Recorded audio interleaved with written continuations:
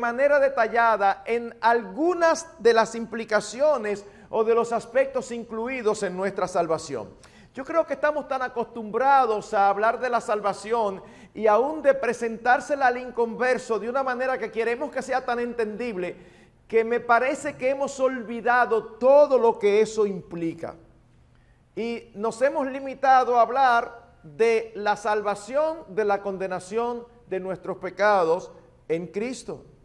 Y aunque usamos regularmente la terminología bíblica que enfatiza los diferentes aspectos de esta salvación, posiblemente no nos hemos detenido a considerar todo lo que ocurre en el momento que una persona es salva. Hermanos, lo primero que queremos decir es que la salvación es un acto único de Dios, no un proceso. Sobre la faz de la tierra no hay nadie medio salvo o medio perdido. No. Todos los hombres, todo ser humano, sin excepción, o es salvo o está perdido. Eso es lo que las Escrituras enseñan. Así que lo que queremos es acercarnos más detalladamente a solamente algunos, porque el tiempo no nos da para tratarlos todos, algunos de los cambios que ocurren en la vida de una persona en el momento en que el Señor la salva y mostrar cómo la naturaleza de esos cambios es una naturaleza irreversible. En otras palabras, no es tan fácil decir que alguien perdió la salvación cuando se entiende todo lo que ocurre el día o en el momento que una persona es salva. Permítame mencionar dos cosas más antes de abordar el tema.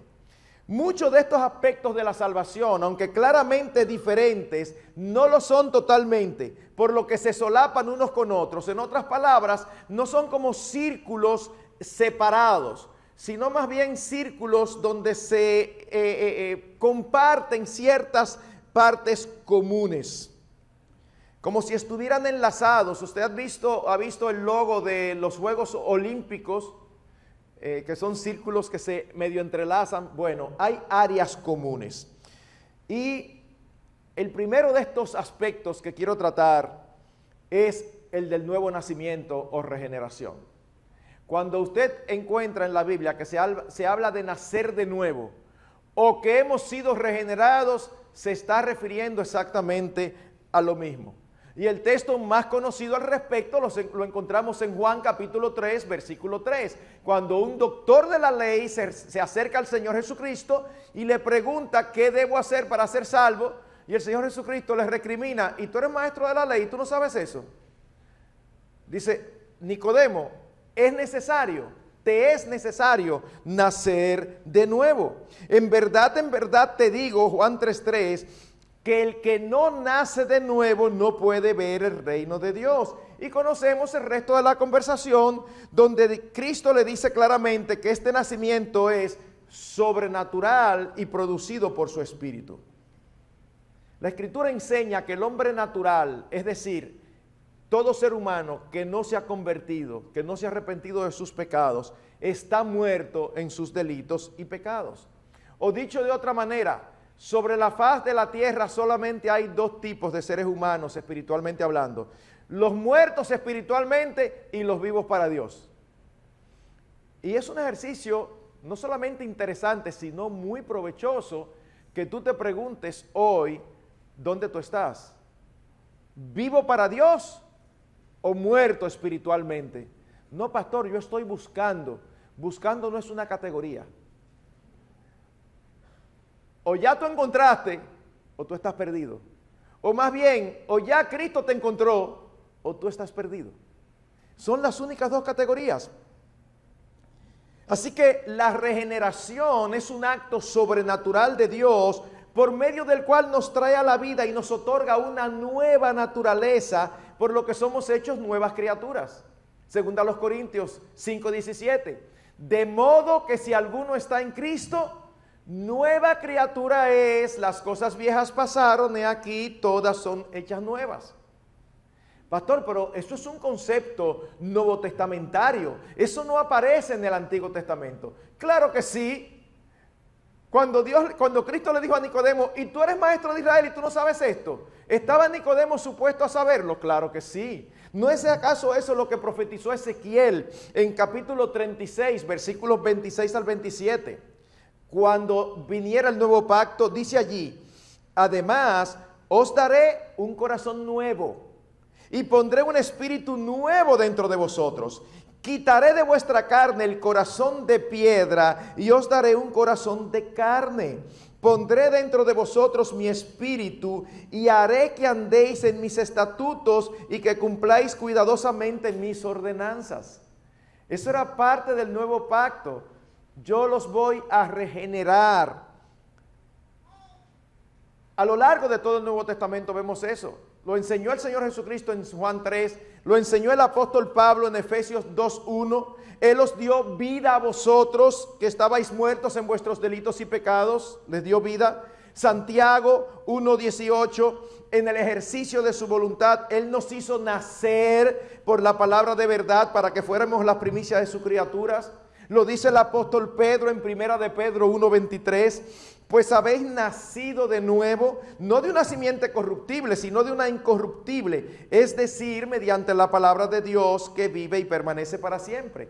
Y hermanos, en el original se indica que nuestro renacimiento espiritual ha tomado lugar en el pasado, en un momento en el pasado, pero que tiene un significado perdurable para el presente y para el futuro.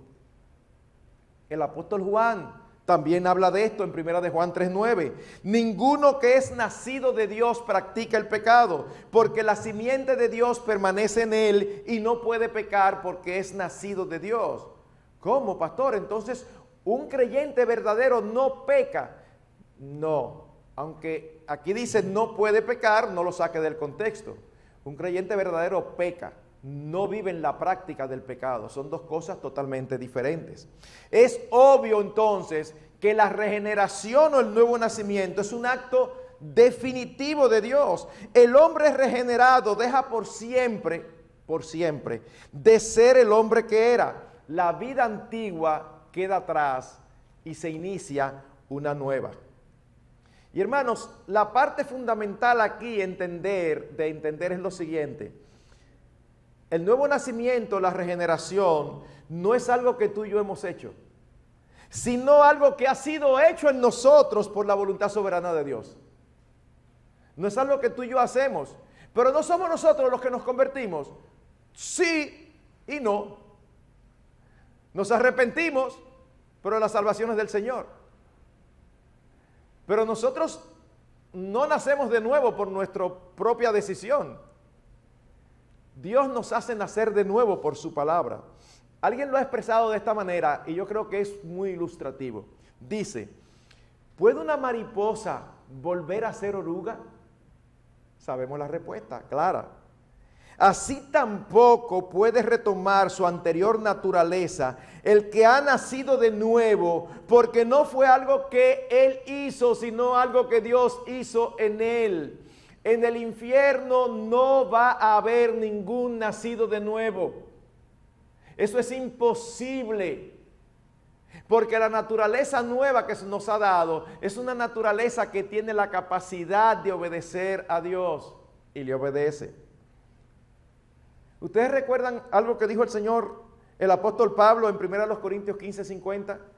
Que la sangre y la carne no pueden heredar el reino de Dios. Bueno, de igual manera, tampoco es posible que un regenerado por el Espíritu Santo termine en una condenación eterna. Preguntamos, ¿cómo puede perderse alguien que ha nacido de nuevo? ¿Qué sucede entonces? ¿Muere de nuevo? ¿Y si se arrepiente? ¿Vuelve y nace? Es que, hermanos, las implicaciones de esa teología de que aquí estoy yo fajado sosteniendo mi salvación, de verdad, yo no sé cómo explicarían esto. ¿Qué sucede? Muero y nazco, nazco y muero. Nosotros no vemos eso en la Escritura. O tú naciste de nuevo o tú nunca has nacido de nuevo. Pero no es lo único que ocurre cuando somos salvos de nuestros pecados. También las Escrituras nos dicen que ocurre lo que se llama adopción. Somos adoptados como hijos de Dios en el mismo momento que Dios nos salva. Juan capítulo 1, versículos 12 y 13. Pero a todos los que les recibieron, les dio el derecho de llegar a ser hijos de Dios, es decir, a los que creen en su nombre, que no nacieron de sangre, ni de la voluntad de la carne, ni de la voluntad del hombre, sino de Dios. ¿Cómo llega a ser uno hijo de Dios? Por nacimiento. Bueno, Dios nos hace nacer y ahora, como Él nos engendra, Él es nuestro Padre. Yo sé que es muy popular la noción, sobre todo en aquellos que no conocen la palabra, de que todos los seres humanos somos hijos de Dios. Eso no es lo que presenta la palabra. Todos somos criaturas de Dios. Pero el texto de Juan es claro. Se llega a ser hijo de Dios cuando creemos en su Hijo Jesucristo. Efesios 2:3 dice que el que no se ha convertido, hablando acerca del que no se ha convertido, dice, éramos por naturaleza hijos de ira, lo mismo que los demás. A veces las personas se ofenden con algunas afirmaciones, pero el Señor Jesucristo dijo a los fariseos, ustedes no son hijos de Dios, ustedes son hijos de vuestro padre el diablo. Eso es fuerte. Pero la verdad es que tú o eres hijo de Dios o eres hijo del diablo. Pastor, eso es lo que no me gusta, que aquí uno viene a tu iglesia y de una vez ofenden a uno. Mi hermano, no es un afán de ofenderte, pero si tú estás en peligro de caer en un precipicio, ¿tú crees que la forma de decirte es, excúsame, perdóname, tú me permites avisarte algo? De verdad que esa no es la forma. Usted ha visto películas, ¿verdad? Cuando salvan a personas que se quieren suicidar. No es, ¿tú me permites agarrarte y tumbarte para que no te tires? No. Primero lo derriban y después hablamos. Y al final dan gracias porque fueron salvados. Si has de ser salvo, porque no lo eres, necesitas escuchar la mala noticia, porque el evangelio solamente es una buena noticia cuando entendemos que hay una muy mala. Cristo Jesús vino al mundo a salvar a los pecadores, de los cuales yo soy el primero. Así que desde antes de la fundación del mundo, y esto es maravilloso, dice la Biblia que desde antes de la fundación del mundo, los creyentes verdaderos fuimos predestinados para ser hijos de Dios. Efesios 1:5 nos predestinó, nos destinó de manera previa para adopción como hijos para sí mediante Jesucristo, conforme al beneplácito de su voluntad. Es por eso que el apóstol Juan dice en 1 de Juan 3:1, mirad cuán gran amor nos ha otorgado el Padre para que seamos llamados hijos de Dios. Y luego dice, y eso somos. Dios es nuestro Padre y es un Padre perfecto. Tú y yo somos buenos. La Escritura dice que somos malos porque somos pecadores. Ahora, si tú y yo siendo malos, no desheredamos a nuestros hijos cuando pecan contra nosotros, ¿por qué pensamos que Dios lo hace? Algunos de nosotros han tenido hijos complicaditos y rebeldes. ¿Qué tú haces? Usted no es mi hijo ya. Eso normalmente no es lo que se hace. Uno lo sufre y uno le busca la vuelta. Y esos somos pecadores como tú y como yo. Entonces Dios, que es santo y que es el Padre perfecto, nosotros pensamos que pecamos y dice, te fuiste, te quité. No, Él es un Padre bueno. En Isaías 49:15 tenemos un atisbo de lo que es el corazón de Dios, aunque sabemos que el texto no se está refiriendo allí a los regenerados, pero estamos hablando del corazón de Dios. Dice él, ¿puede una mujer olvidar a su niño de pecho sin compadecerse del hijo de sus entrañas? Puede, no es lo natural, pero en un mundo caído nosotros todos conocemos casos de mujeres tan perversas que son capaces de olvidarse de sus hijos. Por eso él dice, no es lo natural, pero aunque ellas se olvidaran, yo no te olvidaré. Nuestro Padre Celestial nos dice, yo no te voy a olvidar. Mis hermanos, ¿puede un hijo nuestro perderse? ¿podemos nosotros en toda situación librar a un hijo nuestro de la muerte? No. ¿Puede perderse? Sí, un hijo nuestro sí. ¿Por qué? Porque tú y yo no tenemos el poder ni la capacidad de impedirlo totalmente. Pero ¿saben qué es lo glorioso de eso? Los niños no permanecen aferrados a la mano de su padre por su fuerza, sino por la del padre, que lo mantiene aferrado junto a sí cuando el niño no quiere. Usted ha visto cuando anda con su niño en una calle muy transitada y usted se para en la acera y usted le echa mano. Puede hasta ser que el niño le diga, papi, me estás apretando. Uno quiere estar seguro que al muchacho no se le ocurre salir corriendo. Y algunos que son bien tremendos, usted lo ve y usted lo deja porque él no puede. Estate tranquilo. Eso no es, ay, qué áspero está haciendo. No, es por su bien. Quien nos sostiene de la mano, a ti y a mí, si somos hijos de Dios, es el Señor. Y nadie nos puede arrebatar de la mano del Padre. Eso es lo que el Señor Jesucristo dice en Juan 10. Si realmente somos hijos de Dios, nunca dejaremos de serlo.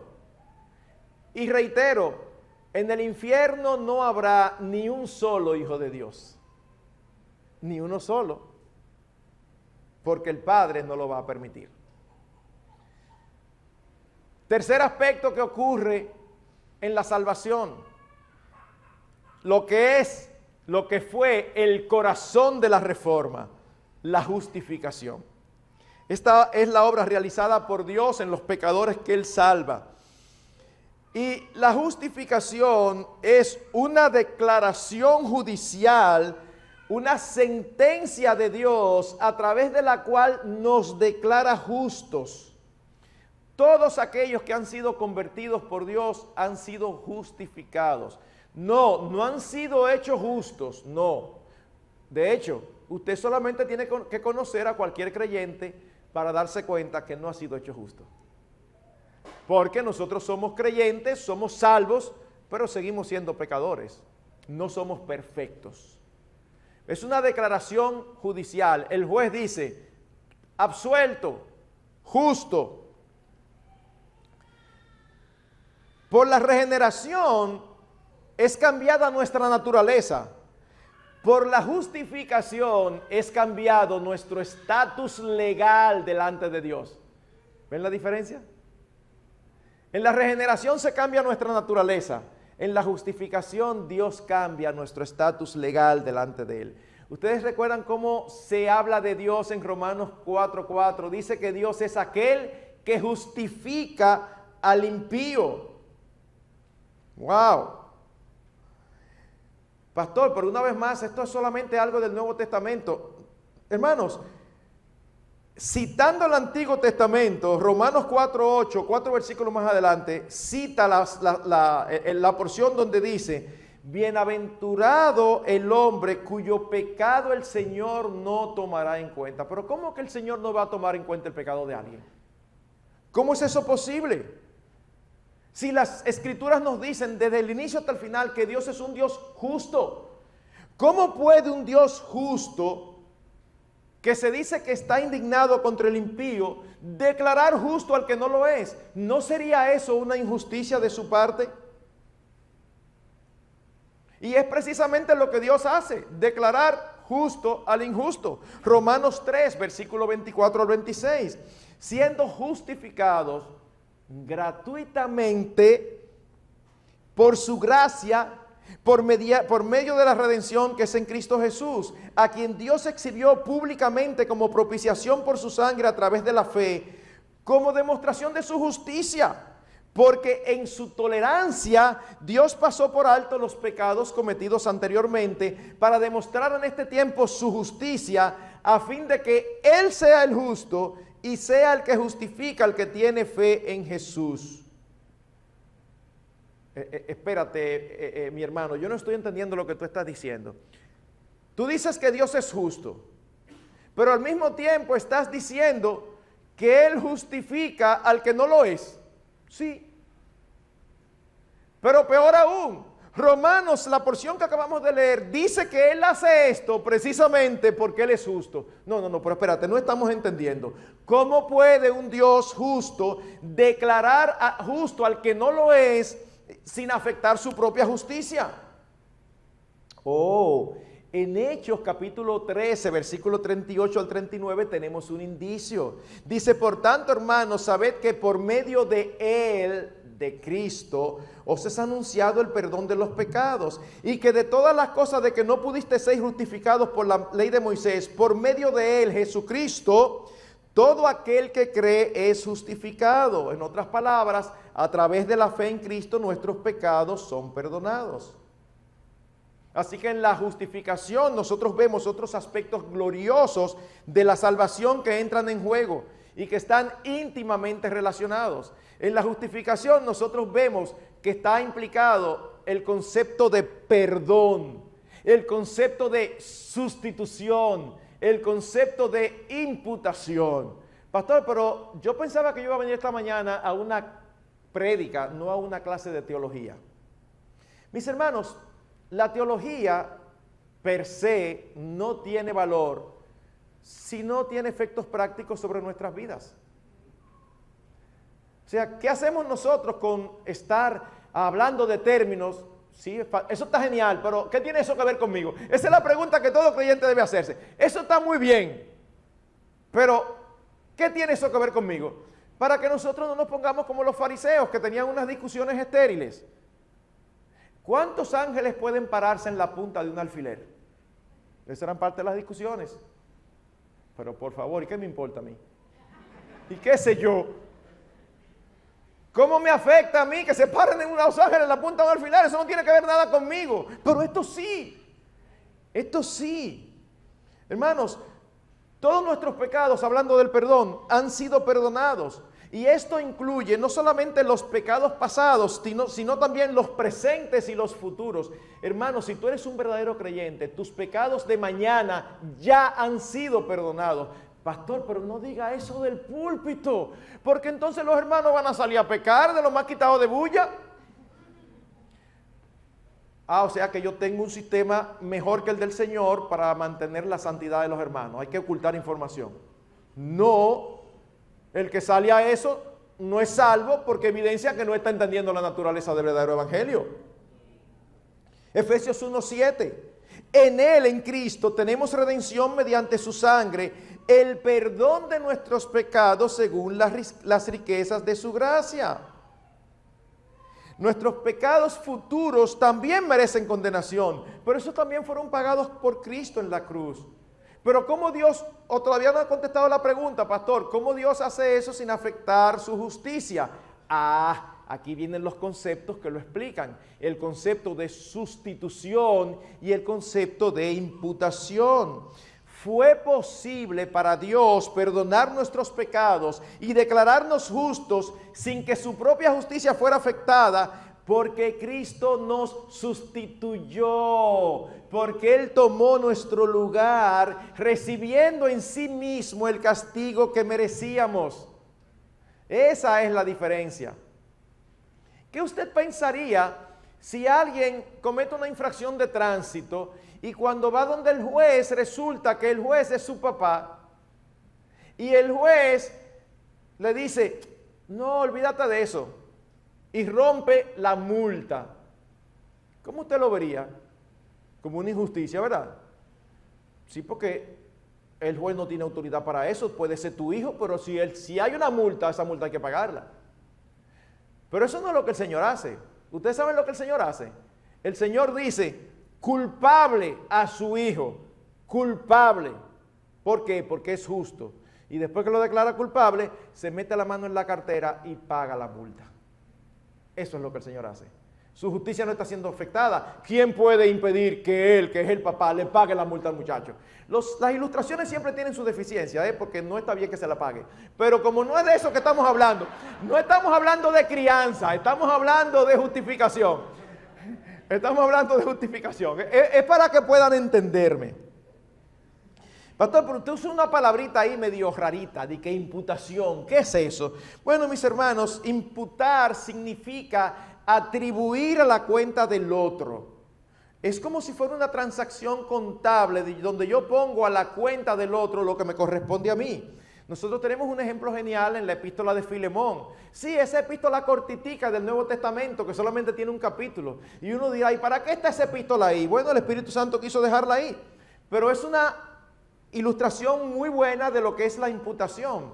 El apóstol Pablo le escribe a Filemón porque un esclavo de él se había escapado. Y parece que finalmente el esclavo cayó preso y Pablo tuvo la oportunidad de predicarle y el esclavo Onésimo se convirtió.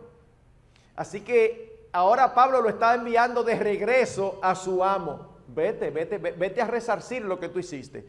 Y Pablo le escribe a Filemón recomendándole al esclavo desobediente. Y oigan lo que dice: si te ha perjudicado en alguna forma o te debe algo, cárgalo a mi cuenta. Yo, Pablo, escribo esto con mi propia mano.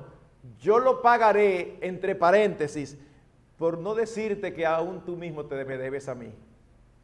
Wow. En otras palabras, Pablo había sido un instrumento en las manos de Dios para hacer de muchísima bendición a Filemón. Y le dice, ponlo a mi cuenta, yo te lo pago. Y eso sin mencionar que tú me debes a mí muchísimo, pero yo te lo pago. Eso es lo que está diciendo. Es una especie de transacción contable. Los que saben de contabilidad aquí, saben que siempre que hay una transacción hay que hacer un doble registro. Porque siempre se equilibran débito y crédito. Activos, pasivos. O sea, siempre hay que hacer una doble transacción. Bueno, usted sabe lo que ocurre en la salvación, que impide que Dios sea injusto al salvar a injustos como nosotros. Que todos nuestros pecados son puestos en la cuenta de Cristo. ¡Wow! Pero no termina ahí porque dijimos que es doble. Y a nosotros en nuestra cuenta, ¿qué se pone? La justicia de Cristo. Mis hermanos, yo sé que esto es algo difícil de asimilar, no de entender, sino de asimilar, porque tú y yo no somos así porque somos malos. Pero Dios es un Dios lleno de gracia. Cuando Dios nos ve a nosotros, los creyentes, nos ve en Cristo. Dios nos ve justos en Cristo. Hemos sido declarados justos. No es que Dios no ve nuestros pecados. No es que nuestros pecados no ofenden a Dios. No, es que Él siempre recuerda que la justicia de Cristo es suficiente para cubrir todos los pecados de todos aquellos que han creído en Jesucristo. Y eso es algo glorioso. Segunda a los Corintios 5:21, quizás es el texto que mejor lo expresa. Me encanta. Al que no conoció pecado, ¿quién fue ese? Cristo. Dios le hizo pecado por nosotros. ¿Para qué? Para que nosotros fuésemos hechos justicia de Dios en él. ¿Ven el concepto tan claramente expresado en un solo versículo? El concepto de sustitución y de imputación que permite que Dios pueda perdonar sin ser injusto. Es precisamente por esto que Él puede justificar. O Pedro lo expresa de otra manera. Primera de Pedro 3:18. Porque también Cristo murió por los pecados una sola vez, el justo por los injustos. ¿Para qué? Para llevarnos a Dios, muerto en la carne, pero vivificado en el Espíritu. Hermanos, los resultados de esta obra soberana de Dios, nosotros lo vemos en Romanos 8:1. Por consiguiente, no hay ahora condenación para los que están en Cristo Jesús, los que no andan conforme a la carne, sino conforme al Espíritu. Y más adelante en el versículo 33 dice, ¿quién acusará a los escogidos de Dios? Dios es el que justifica. Alguien aquí puede decir, pastor, pero mírelo, ahí está claro. No hay condenación para los que están en Cristo Jesús. Y entonces esa persona enfatiza, los que no andan conforme a la carne, sino conforme al Espíritu. Si tú andas conforme al Espíritu, hay condenación para ti. Eso es una mala interpretación. Si tú andas conforme a la carne, entonces posiblemente es una evidencia de que no eres creyente. Entonces, no eres condenado porque perdiste tu salvación. Eres condenado porque nunca la has tenido. Son dos enfoques totalmente diferentes. Hermanos, somos declarados justos delante de Dios, no porque Él pasó por alto sus justas demandas, sino porque en Cristo todas ellas fueron cumplidas. Por otro lado, habiendo establecido esta verdad, hay un principio legal que dice que una transgresión no debe ser pagada dos veces. O sea, no es como en esos hogares que el niño desobedece y la madre lo disciplina. Cuando el padre llega, la madre correctamente le dice al padre lo que pasó.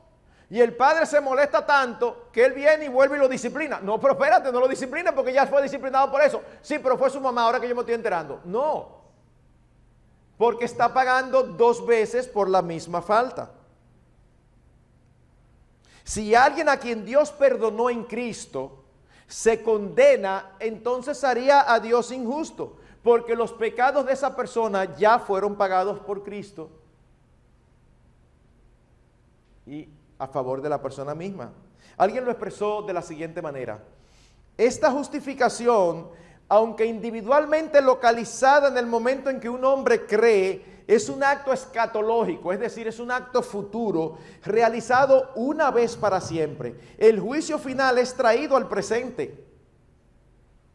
Una vez que la sentencia es dada, es irrevocable. La ira nunca tocará al que ha sido justificado. Cuatro, otra cosa que ocurre, y es la morada y el sello del Espíritu Santo. Romanos 8, versículos 9 y 11. Oigan bien lo que dice el apóstol Pablo. Sin embargo, vosotros no estáis en la carne, sino en el Espíritu, si en verdad el Espíritu de Dios habita en vosotros. Pero si alguno no tiene el Espíritu de Cristo, el tal no es de él. Pero si el Espíritu de aquel que resucitó a Jesús de entre los muertos habita en vosotros, el mismo que resucitó a Cristo Jesús de entre los muertos, también dará vida a vuestros cuerpos mortales por medio de su Espíritu que habita en vosotros. Hermanos, al momento de ser salvos, el Espíritu Santo viene a morar en nosotros permanentemente. Esto sí era algo que no ocurría en el Antiguo Testamento.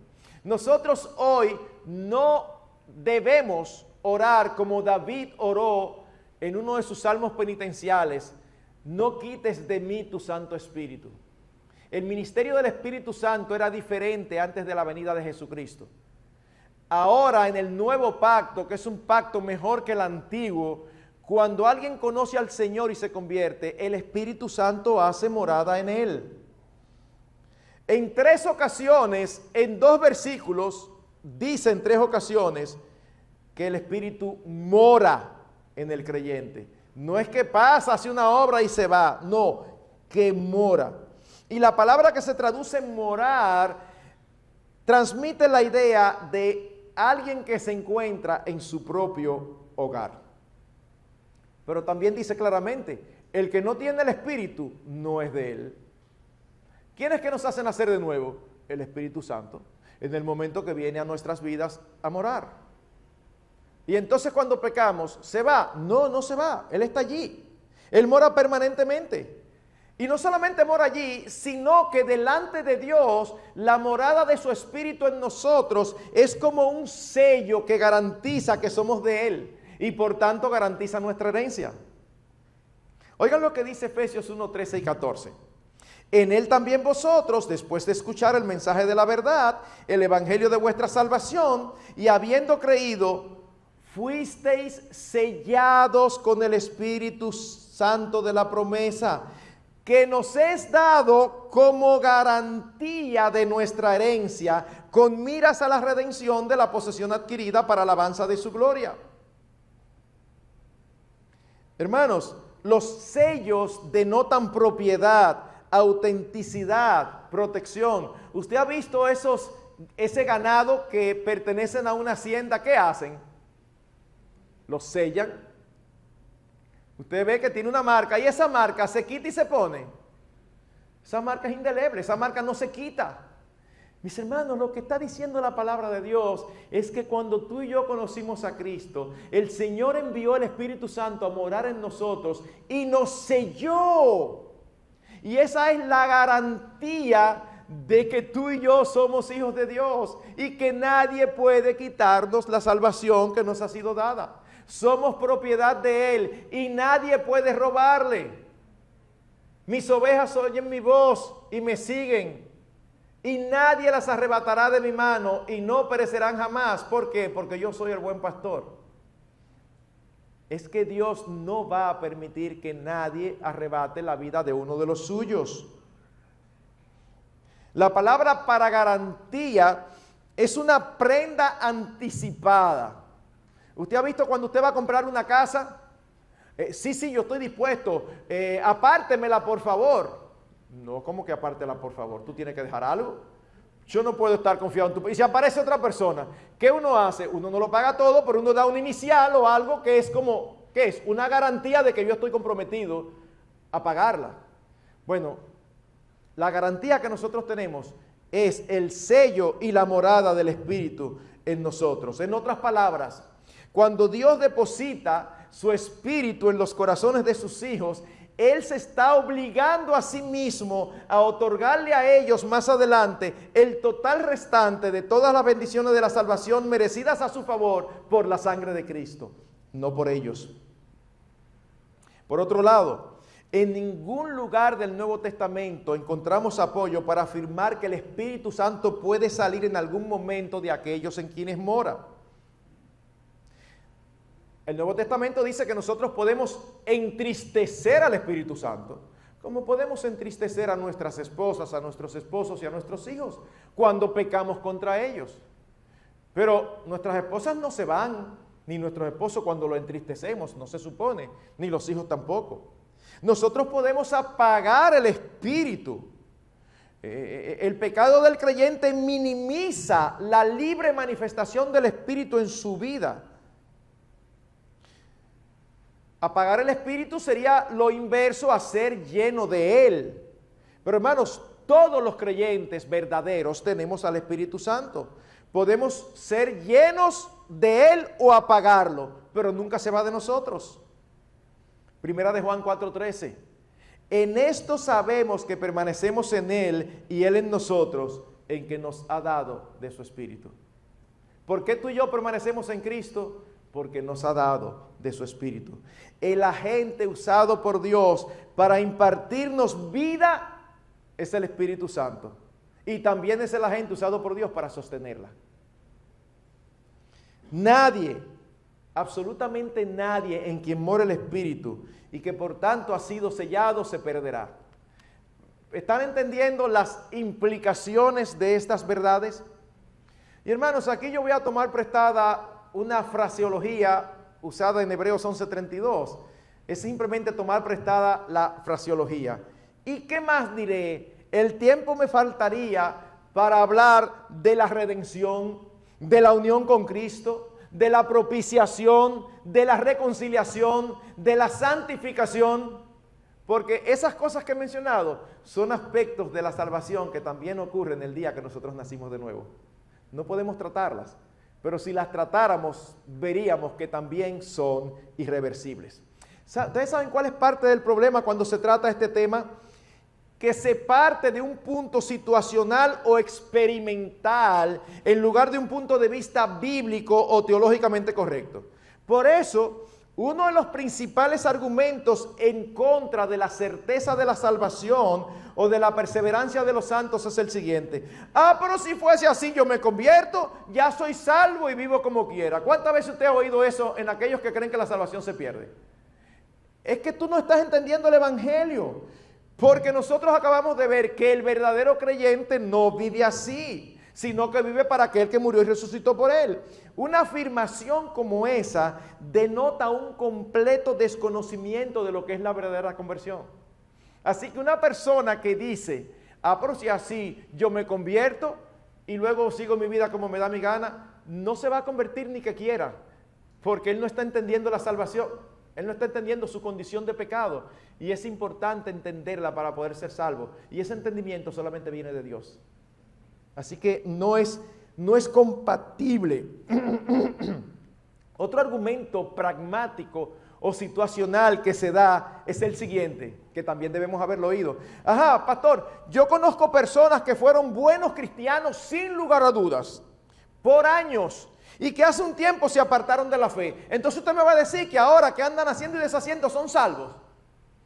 Tóquiti, pastor, coja ahí qué buen argumento. Mire, no, de verdad. Respuesta. Nadie que anda en desobediencia flagrante puede reclamar una obra de salvación en su vida. ¿Usted ha visto a esas personas que dicen de que, no, pero yo fui cristiano una vez? Yo siempre le digo, no, tú fuiste cristiano, no. Tú perteneciste a una iglesia, tú profesaste fe, pero si tú hubieras sido cristiano, lo serías hoy. Eso es lo que la Biblia sí me enseña. Nadie, absolutamente nadie, no importa que haya sido usado por el Señor, entre comillas, para la salvación de muchos, no importa. Si el Señor puso a una burra a hablar, el Señor puede usar a inconversos para salvar personas y luego ellos se pierden. Ay, pastor, ¿y cómo va a ser que Dios lo usa y después ellos se pierden? La salvación es del Señor, no es por obras. No es por obras. Hermanos, oigan lo que dice Primera de Juan 3:9.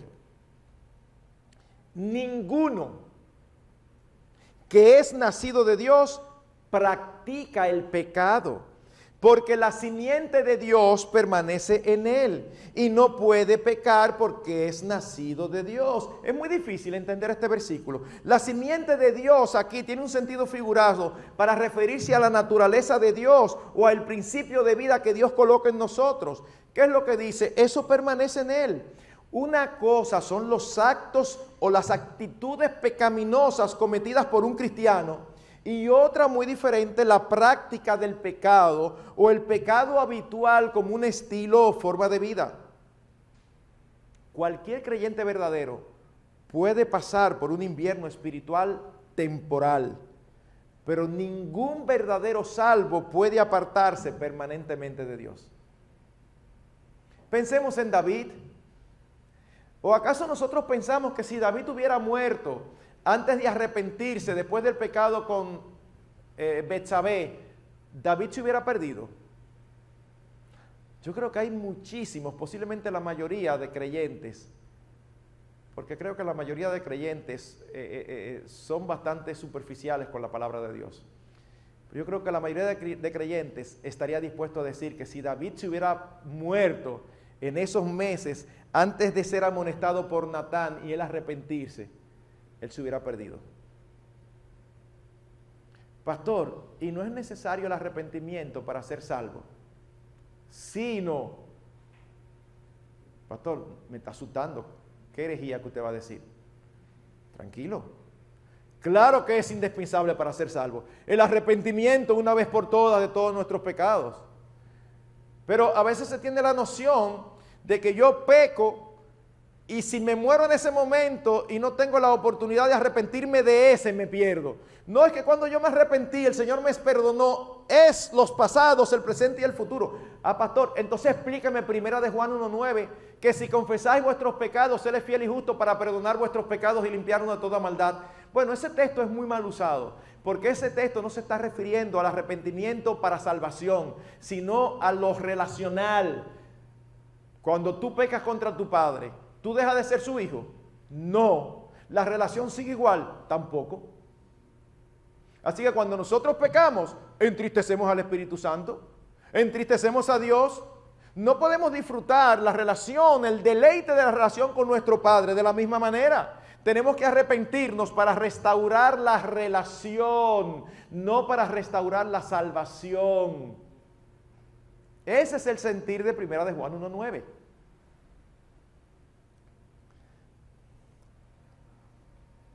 Pregunta: ¿cuántos pecados son suficientes para perder la salvación? ¿1, 2, 3, varios? Otra pregunta: ¿Y por qué creemos que la salvación se obtiene por gracia, por medio de la fe, pero se mantiene por medio de las obras? Mi hermano, mírelo como lo mire.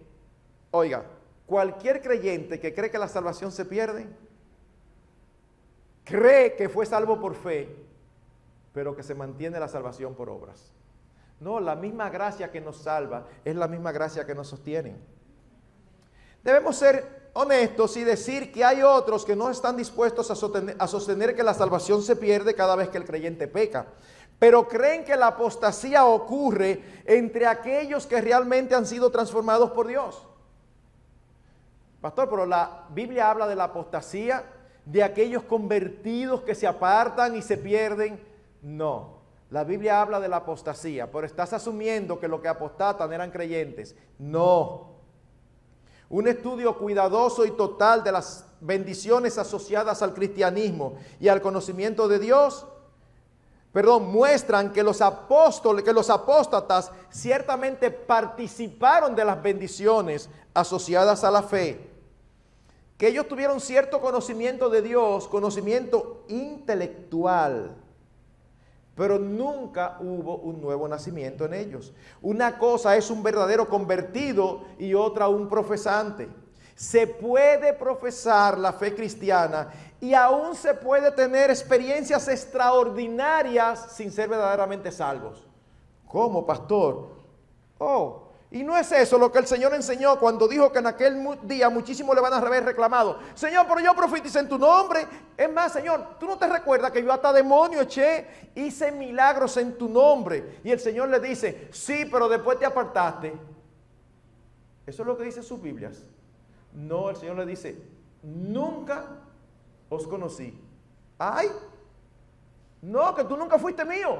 Pero Señor, y todo lo que yo hice, no te conocí. Qué difícil, qué duro. Quizás la mejor definición de apostasía en el Nuevo Testamento es dada por el apóstol Juan en 1 de Juan 2:19. Salieron de nosotros, pero en realidad no eran de nosotros, porque si hubieran sido de nosotros, habrían permanecido con nosotros, pero salieron a fin de que se manifestara que no son todos de nosotros.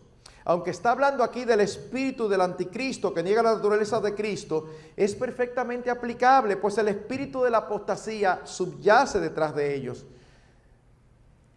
Este texto también es usado súper mal. Cada vez que una persona sale de algunas iglesias, por la razón que sea, lo mandan al ostracismo.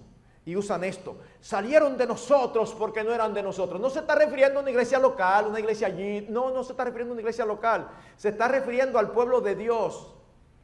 Salieron de en medio del pueblo porque no eran del pueblo, no eran de nosotros. Así que al final, la pregunta fundamental es esta: ¿somos salvos por lo que hacemos o por lo que Dios hace? Si la salvación se perdiera, tendrían que revertirse todos los aspectos de la obra de Dios en nosotros que hemos mencionado y todos aquellos que ni siquiera tuvimos tiempo de mencionar. Por tanto, yo creo que ahora usted puede tener una buena respuesta al caso planteado al inicio. Cuando yo di ese ejemplo imaginario, había una palabrita clave para contestar la respuesta correcta. Yo empecé diciendo: un verdadero cristiano tiene un vecino así, así, así. La palabra clave es esa. ¿Es un verdadero cristiano? Sí. Pues se salvó. Ustedes saben la cantidad de creyentes hoy que se levantan cada día nerviosos porque tienen temor de que en medio de un pecado se mueran y se pierdan. ¿Cómo se puede vivir así? Por tanto, mis hermanos, tú y yo podemos tener certeza y esperanza. Permítame ahora terminar con unas aplicaciones. El conocimiento de esta verdad, en primer lugar, debe producir en nosotros un sentido de certeza y paz interior. Conocer esto debe darnos paz y certeza. Judas 24 y 25. Y a aquel que es poderoso, Dios, para guardaros sin caída y para presentaros sin mancha en presencia de su gloria con gran alegría. Al único Dios, nuestro Salvador, por medio de Jesucristo nuestro Señor, sea gloria, majestad, dominio y autoridad antes de todo tiempo y ahora y por todos los siglos. Amén. Él es poderoso para sostenernos y ciertamente lo va a hacer porque Él lo ha prometido. No es posible, mis hermanos, como decía hace un rato, levantarse cada día con el temor de que algún pecado cometido nos excluya del reino de Dios. Y al mismo tiempo creer eso y vivir una vida cristiana gozosa y sin sobresaltos. ¿Cuántas veces he escuchado a creyentes decir, óyeme, qué cosa más grande, fulano me va a hacer perder mi salvación? Porque tienen a alguien cercano que los desespera, que es un inquisidor, que es un escarnecedor, que es un necio. Dice, me va a hacer perder mi salvación, un día le voy a decir 2 o 3 cosas. Ellos entienden que si le dicen 2 o 3 cosas y en ese momento el Señor viene, se quedaron. ¿Ustedes han visto eso? Que eso es súper típico. No, cuando el Señor venga, que me encuentre a mí haciendo las cosas bien, porque si me la encuentra haciendo mal, me quedé. No, mis hermanos, gracias al Señor que no es así. Gracias al Señor que no es así. En Jeremías 32:40 dice, haré con ellos un pacto eterno por el que no me apartaré de ellos para hacerles bien, e infundiré mi temor en sus corazones para que no se aparten de mí. Filipenses 1:6, estando convencido de esto, que el que comenzó en nosotros la buena obra, la va a perfeccionar hasta el día de Jesucristo. Él la perfeccionó, Él la va a terminar. Filipenses 2:13, porque Dios es quien obra en vosotros, tanto el querer como el hacer por su buena voluntad. Pero en segundo lugar, el conocimiento de esta verdad debe producir en nosotros un sentido de gratitud y de alabanza.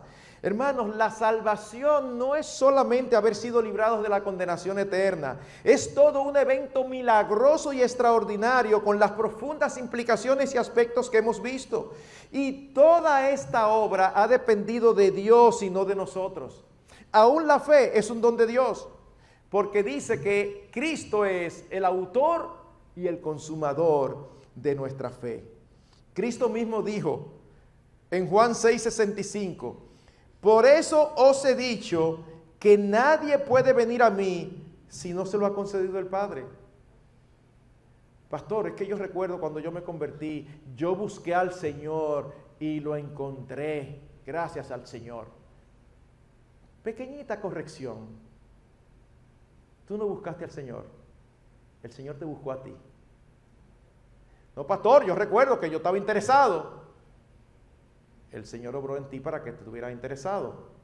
¿Qué dice la Biblia? No hay justo ni a uno. ¿Y qué dice? No hay quien busque a Dios, ni siquiera uno. Un muerto no se mueve ni tiene capacidad de nada. Dios tiene que darle vida primero.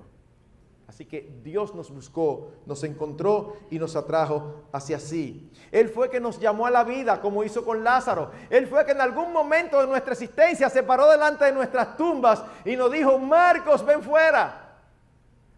Y gloria a Dios que nosotros salimos y nuestras vendas y nuestras mortajas fueron quitadas. Debemos agradecer su gracia, debemos alabar su amor, su misericordia, debemos enaltecer y admirarnos por su sabiduría. Es precisamente por esto que yo preferí sacrificar el título del sermón, porque un título hubiera sido mejor, una salvación imposible de perder. Cuando uno le añade gran, el título como título no suena tan bien, pero yo sentía que era una falta mía si yo no decía que era grande. Es una gran salvación. Y en tercer y último lugar, el conocimiento de esta realidad debe producir en nosotros, y esto es importantísimo, un cuidado esmerado de nuestras almas. Pastor, pero usted ha dicho que no depende de nosotros. Bueno, no depende la salvación de nosotros, pero eso no significa que tú y yo no tenemos nada que hacer. No malinterpretes.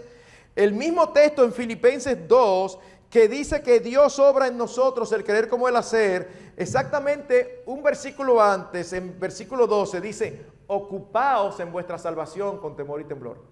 Pastor, pero espérese, ¿cómo es la cosa? ¿Yo me ocupo o el Señor me preserva? Sí. No, pastor, ¿que cuál de las dos es? Todas las anteriores. Ambas.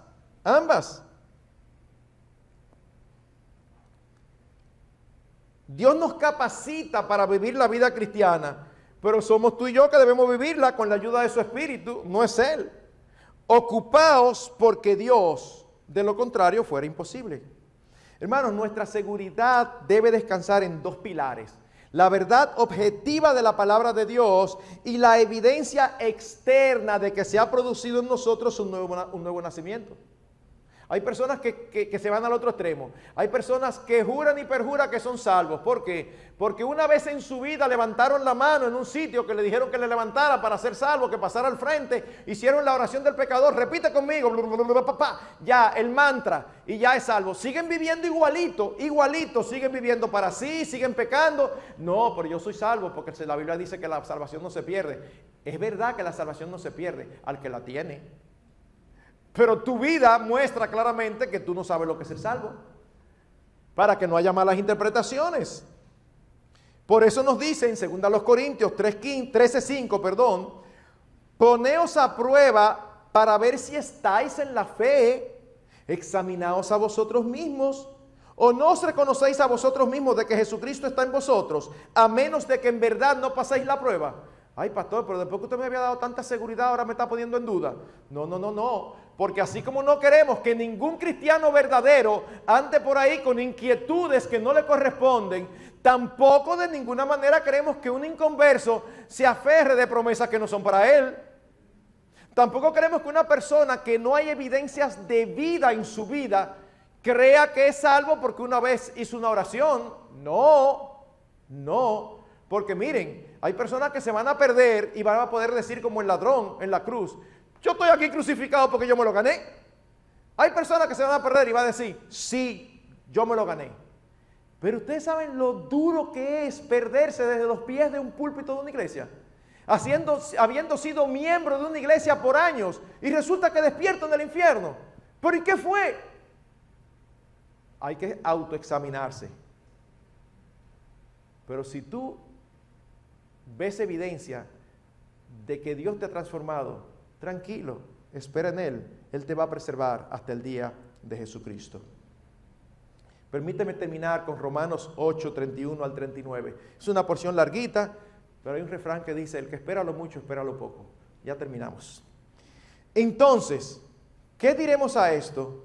Si Dios está por nosotros, ¿quién contra nosotros? El que no eximió ni a su propio Hijo, sino que lo entregó por todos nosotros, ¿cómo no nos concederá también con Él todas las cosas? ¿Quién acusará a los escogidos de Dios? ¿O el diablo? Eso no lo dice el texto, eso lo digo yo. Pero inmediatamente dice: bueno, pues Él puede acusar todo lo que Él quiera. ¿Por qué? Porque Dios es el que justifica. Mira, ahí está tu hijo. Ese no diga que es tu hijo. Míralo ahí de envidioso. Míralo ahí chimeando. Y ese es el momento en que el Cristo aparece delante del Padre y dice: es verdad que Él está haciendo eso, pero mira, Padre, mira las marcas en mis manos, mira las marcas en mis pies y mira la marca aquí en el costado. Yo pagué por ese pecado de Él. ¡Wow! Abogado tenemos en los cielos delante del Padre, a Jesucristo el justo. ¡Wow! ¿Quién nos separará del amor de Cristo? ¿Tribulación, o angustia, o persecución, o hambre, o desnudez, o peligro, o espada? Tal como está escrito: por causa tuya somos puestos a muerte todo el día. Somos considerados como ovejas para el matadero.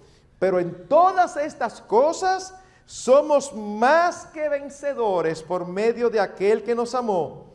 Porque estoy convencido de que ni la muerte, ni la vida, ni ángeles, ni principados, ni lo presente, ni lo porvenir, ni los poderes, ni lo alto, ni lo profundo, ni ninguna otra cosa creada nos podrá separar del amor de Dios que es en Cristo Jesús, Señor nuestro. Hay forma de leer esto y no decir: aleluya, gloria a Dios. Gracias al Señor por su gran salvación. Nos la da por gracia, nos sostiene por gracia. Que el Señor nos ayude a alabarle y a andar alegres, gozosos, pero también siempre autoexaminándonos. Vamos a orar. Señor, nosotros te damos gloria, alabanza por tu palabra. Y aún damos más gloria y alabanza todavía por la obra que tú hiciste a nuestro favor, que ella nos enseña. Nosotros también queremos orarte, Señor, por cualquier persona que esté aquí que nunca se ha arrepentido de sus pecados. Muéstrale, Señor, por tu Espíritu, que hay una esperanza ciertísima, que Cristo murió por todos aquellos que han de creer en Él y que su salvación es perfecta. Salva en el día de hoy, anima, alienta, fortalece a tu pueblo. Que no solamente nuestras lenguas, sino también nuestros corazones y nuestras mentes se llenen de gratitud, de admiración y de alabanza a aquel que murió por nosotros, que entregó su vida una vez y para siempre, nuestro glorioso Señor Jesucristo, en nombre de quien te pedimos todas estas cosas. Amén.